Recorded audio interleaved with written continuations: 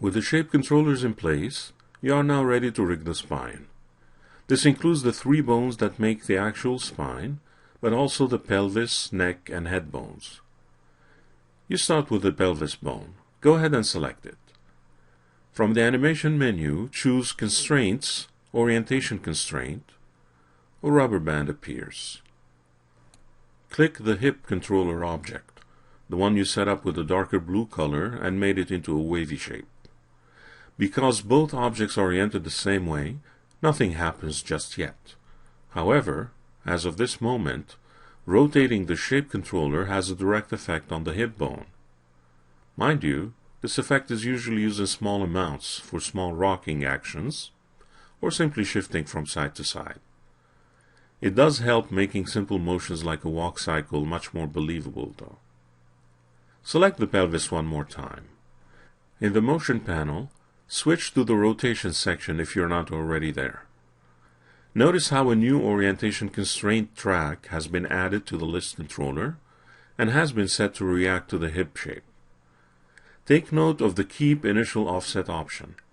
At this moment it doesn't do anything, but you'll be able to experiment with this in a moment.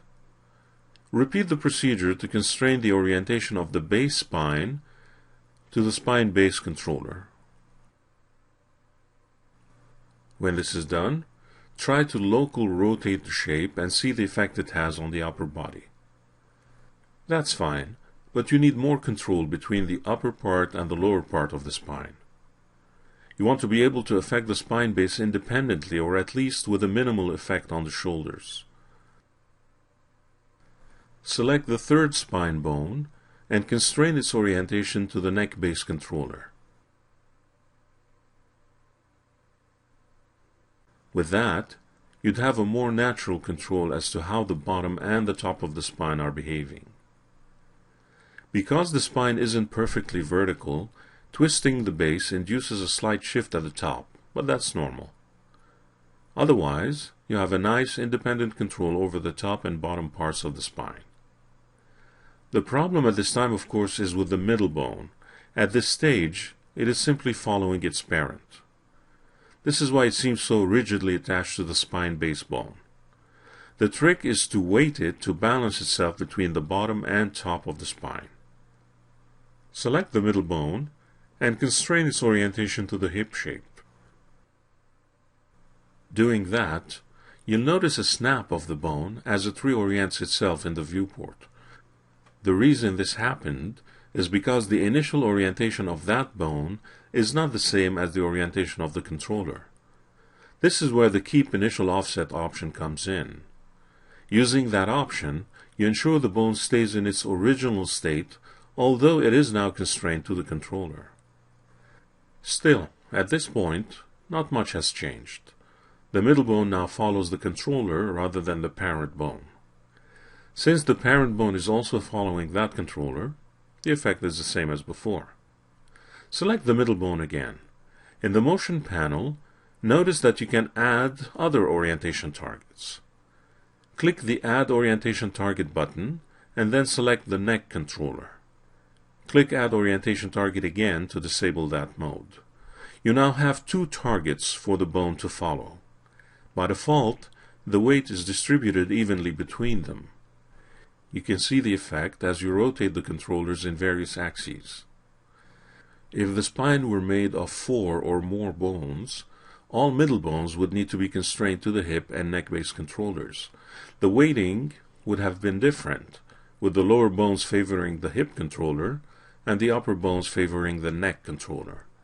As an example, if you had a 4-bone spine instead of 3, the second bone would be weighted 66.6 33.3% in favor of the hip controller.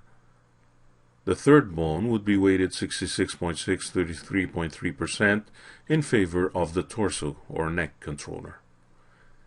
You'll fine-tune the spine in a second. First, let's take a look at the head and neck. Select the head bone and constrain its orientation to the head controller. That's easy and straightforward.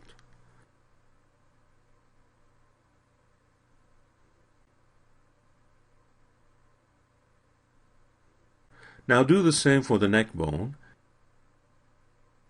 and constrain it to the neck base.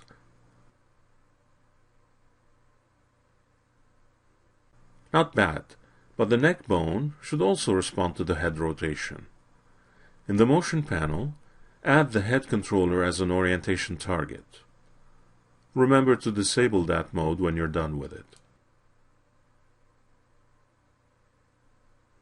This gives you a much more natural neck behavior as you manipulate the controllers.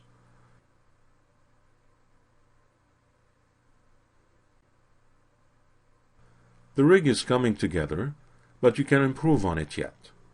Select the hip controller and rotate it locally on its x-axis. This makes the pelvis bone twist affect the thigh bones as well. However, as the pelvis twists, the lower spine should be slightly affected as well. You can always counter the effect by rotating the spine-based controller, but here's another way. You won't be using orientation constraints in this case. The pelvis and the spine bones and their respective controllers are not aligned the same way, and this would be problematic. Instead, you will wire rotation axes between the spine-based bone and the hip controller.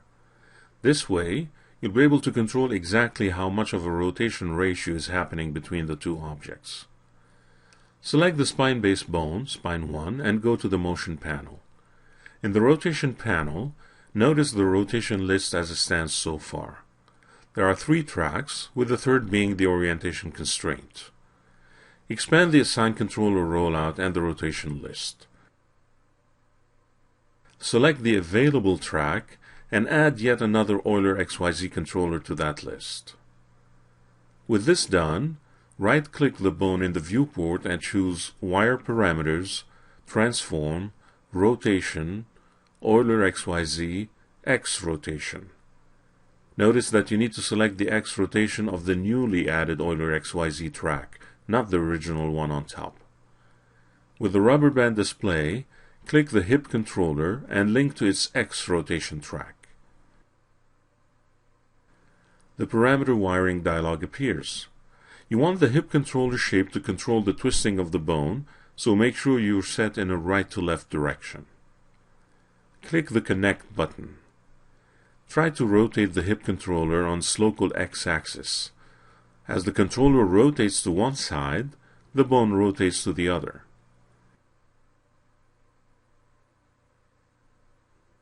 Add a negative sign to the expression and click Update.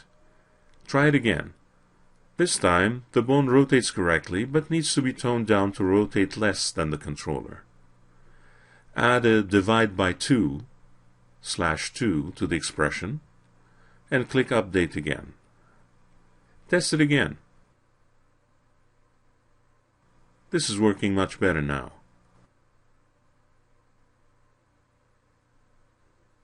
If you wish, you can repeat the procedure with the middle spine bone for a better twist effect.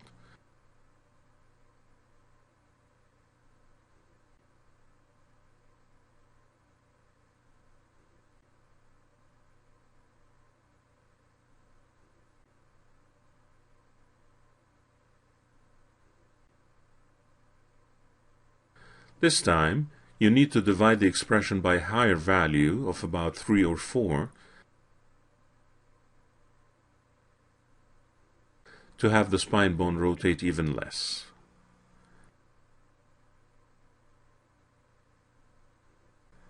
Finally, when you're done, you should be able to control the upper body fairly well.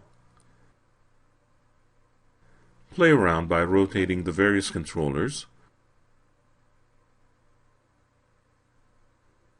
but make sure you select them and set their transforms to 0 before moving on.